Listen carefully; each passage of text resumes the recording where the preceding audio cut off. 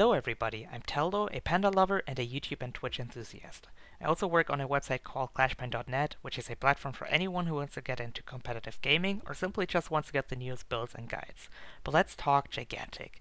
Ever since I've gotten the chance to play that game, I started falling in love with it. I've been playing it for over, 16 months by now, and pretty early on I realized how much I enjoyed playing assassins, especially Tripp. She's a high-risk, high-reward assassin who relies a lot on mobility and smart engagements to overcome her enemies. She's very squishy at the same time though and cannot stay in teamfights for very long, so she has to make use of a hit-and-run playstyle to be really successful. And that's why I love her. She's very fast and you have to play her in a calculated way. You always have to plan ahead and manage your resources in order to get that kill and escape safely afterwards again. Stamina management is a very core part of that, but also the decision if you want to use her electric slide and flash dance offensively or defensively makes up a big part of a successful Tripp player. Before talking too much about basic playstyle and all the tips and tricks, I want to share my usual build order with you guys. I'm gonna try and keep this section fairly short so I can show you guys more gameplay, but the first 2 points I usually put into Power Surge and Lightning Quick. Lots more damage and movement speed is just always nice to have, allows you to just roam around a lot more during the fight. Marked for Death is the next talent of my choice, gives you extra damage. For even more extra damage, I like going for Heal Blade and Chain Lightning. Lots of burst, very useful against Mosu and Imani because they have low HP and the burst is really gonna hurt them. And against melees, I like going for Starburst and Electrical Storm. It's like super useful to get that daze on melee targets, very easy to hit and they can't really retaliate when they get hit by that.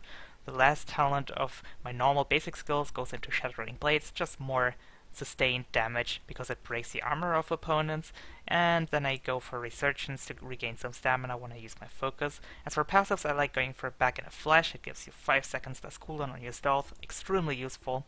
Acrobatics allows you to just dodge a lot more. It's very useful if you have only 1 tick of stamina. Like if you have 0, get 1 tick, then you can dodge twice in a row instead of only once without the talent. Super useful. On guard gives you more armor, and the last talent is Hero's Might, which gives you just 10% more damage. Very useful on Tripp. So let's skip to the gameplay now. There's a few things you need to know about Tripp as a beginner player. First of all, you need to know how to burst people. It's very straightforward. You just use your electric slide to get into a fight, knock somebody up, use your plasma plates right away in melee range to put a dot and armor break on the enemy, and then use your lightning strikes to keep finishing the enemy off until he dies or until you have to disengage or something. But that's a very basic burst. There's some variations to it, there's some extra things that you can do, but I'm not gonna get into that right now because I need to keep the video fairly short. But another thing that's very important to keep in mind is having the right positioning and picking the right fights, because Tripp is very squishy, she dies very fast, and you can see here I just separated Griselma from the enemy team, finished her off, and now I can just keep going for those mini 1v1s. Even though there's like a team fight happening, I can go for those small fights and just keep dealing my full damage. You can see Sven dealt a lot of damage back to me there on his own, dealt like 50% damage, and imagine if more people would have been there, I wouldn't have really had a chance. I would have had to back off a lot earlier. So that's the big strength of Tripp. If you can deal the damage, she's gonna be kind of devastating.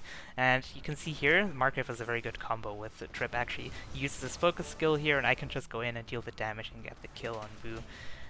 And yeah, that's basically what you have to watch out for. The main thing that you have to watch out for, just the positioning of your opponents, positioning of your allies, looking at the HP of everyone, trying to find the right flank, etc, etc. And you can see here, the enemy Vu player drops really low HP and I just try to chase him down.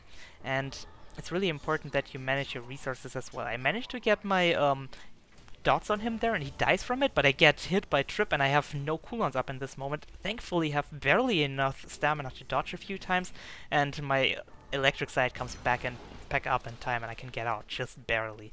But it was way too close. And in this fight, I managed to get the kill and I just get out with my stealth again. Managing your resources is a core thing that you have to watch out for when you play Tripp.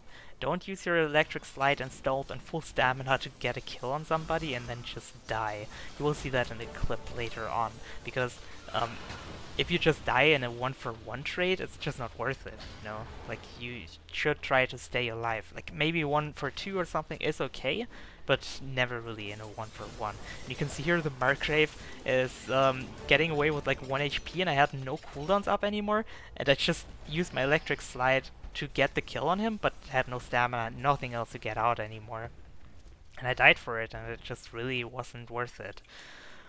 And yeah, that's just the main thing you have to watch out for. You should also keep in mind that you don't always have to get the kills to be successful, like to to have an impact on the game. You can see here I dealt a bunch of damage to the Vu player, forced them to retreat, and now I don't go in there because it's very dangerous. I decide to go for Sven in this mode because he was kind of separated, but you can see they immediately jump me, and I need to go back again because I would have died otherwise.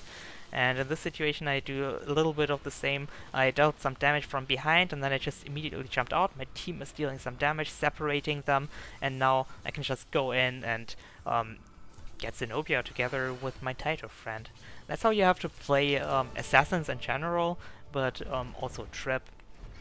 And really the positioning and all that stuff is very important. Something else that's very important that you should keep in mind is health regeneration. Don't stay in the fight forever, because you will die to poke eventually, and if you die, you're not going to be useful to your team anymore.